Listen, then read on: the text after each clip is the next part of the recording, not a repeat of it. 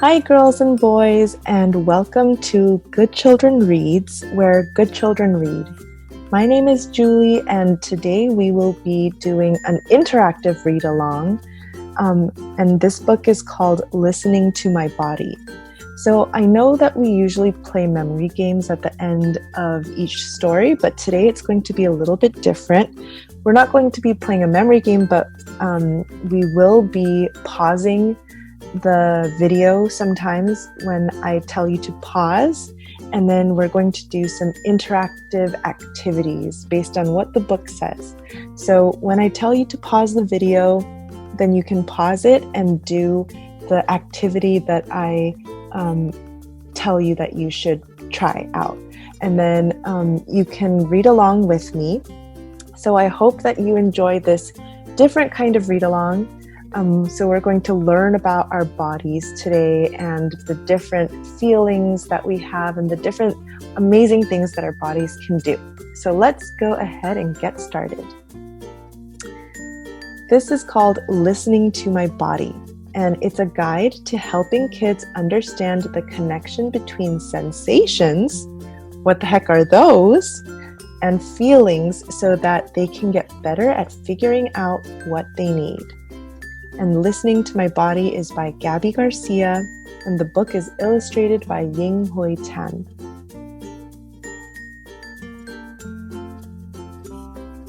My body is my friend.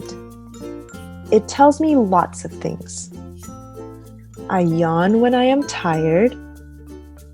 My stomach growls to let me know I'm hungry. And sometimes I get goosebumps when I'm cold. This happens on its own without me doing anything. I may not even notice that it's happening, but I can start paying attention to my body, and so can you. All right, so here's an activity. Let's practice. Look closely at the palm of your hand. Trace the lines of your palm softly with your finger. And when you finish, switch hands. How did that feel? You can go ahead and pause the video so that you can do the activity if you want.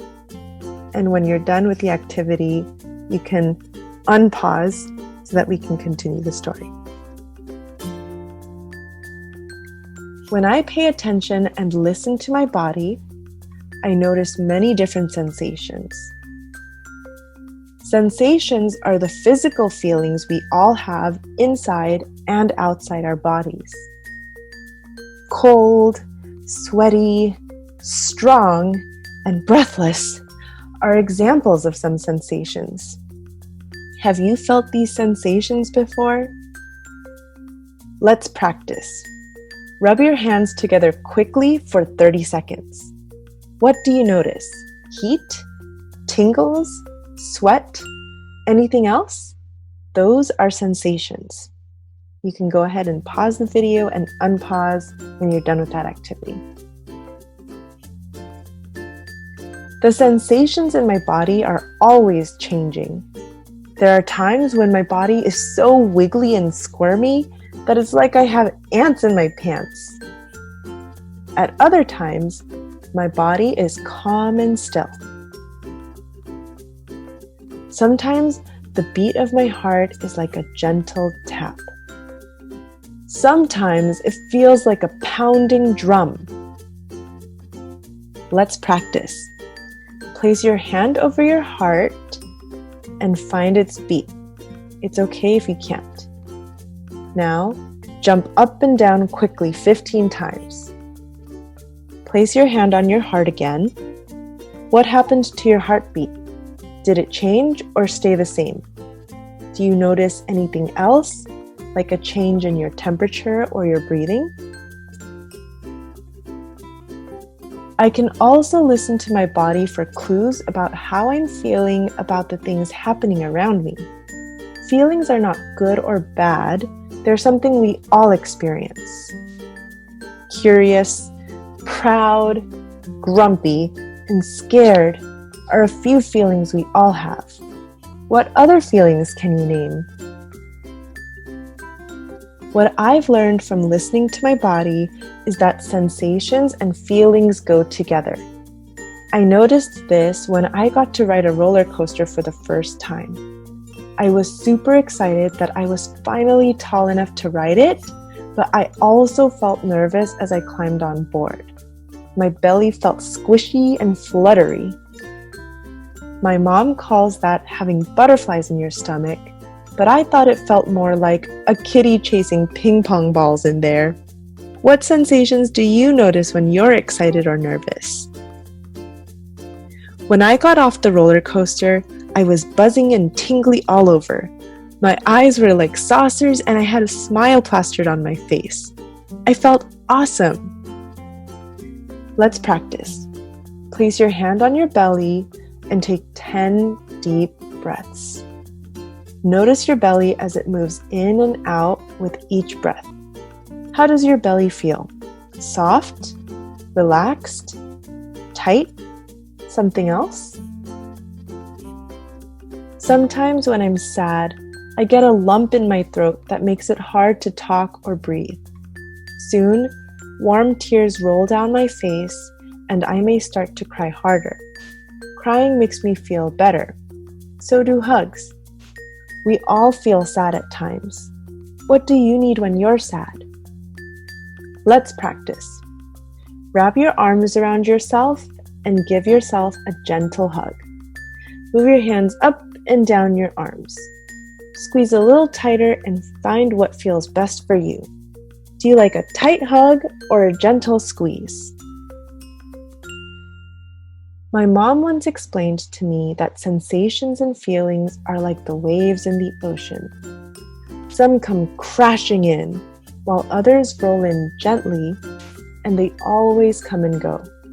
We can't stop the waves from coming, but we can pay attention to them so they don't knock us over. Sometimes my skin gets burning hot and my jaw and fists feel hard as rocks. That happened to my body the last time I got really angry at my sister. She'd just destroyed the puzzle I was working on all afternoon. I stomped my feet and slammed the door, but I really wanted to kick it.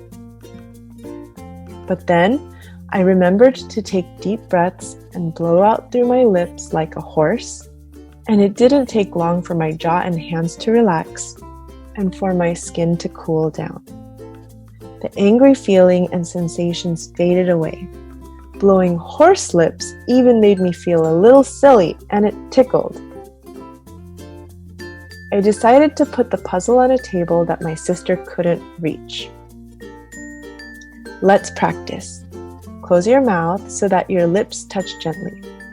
Inhale through your nose and blow a strong puff of air through your mouth so that your lips flap like a horse's. Like that. Try that a couple of times. What do you notice? How do your lips and jaw feel? Sometimes I get overwhelmed and need help from a grown-up. On the first day of school, I woke up super early because I couldn't stop thinking about what my new class would be like. My stomach felt like it was tied in knots, so I didn't eat breakfast. In class, it was hard for me to focus on what my new teacher, Miss Morgan, was saying, and my body was shaky. When it was time to line up, I accidentally bumped my desk and knocked my stuff all over the floor. Everything was going wrong. Miss Morgan helped me pick up my things, and I took deep breaths like she reminded me. I told her about my morning, and she explained that our brains have a hard time thinking when our bodies are tired and hungry. Miss Morgan thought I would feel better if I had a snack and rested in a quiet area while the class was at recess. She was right. I was calm and able to focus, so the rest of my day went much better. It's okay to get help when we need it. Who is an adult who helps you? At other times when I'm upset, I can figure out what I need on my own by listening to my body. I can pay attention to my breathing, my heartbeat, the temperature of my skin, or to any other sensation. Am I hungry or thirsty? Tired or full of energy? Is my belly tense and tight or soft and relaxed? These are just some questions I can ask myself. I can also try to name my feelings. Do I feel peaceful or playful? Confused or frustrated? Hurt or cranky? There are many different ways I may be feeling, and they are all okay. Listening to my body and naming what I feel takes practice, but it helps me figure out what I need. Do I need to have a snack, drink some water, or get some rest? Do I need to take deep breaths or sing my favorite song? Do I need to sit in a quiet place alone or go outside and jump around? I can color or draw, dance, cuddle with my dog, or hang around someone I love. These are things that I do that help me feel calm, happy, or peaceful. Everybody is different, so you get to decide what feels best for you. The more I practice listening to my body, the better I get at responding with care and kindness for myself. I can get better at listening to my body, and so can you. Let's practice. Listen to your body. Do you want to sit down or stand up? Do you need to be still or move around? Would you like to wiggle and jiggle, hop or dance? It's your body, so you get to decide. Move in a way that feels good to you. The end. And that was called Listening to My Body.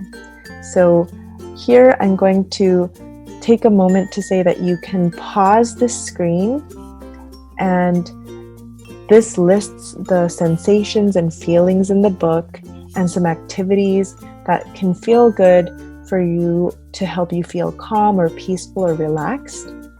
So you can practice and read this with your parents or with your siblings to figure out how you can listen to your body better. I hope that you enjoyed going through this story with me and learning about different sensations and feelings and emotions and getting to know yourself and your body better, because everybody is different. We all have different feelings and sensations, and they're all okay. So the better that we can get at identifying them, the more that we can do to respond so that we can feel relaxed and calm and peaceful and happy. Thank you for joining me on Good Children Reads, and I look forward to seeing you next time for our next story. Bye!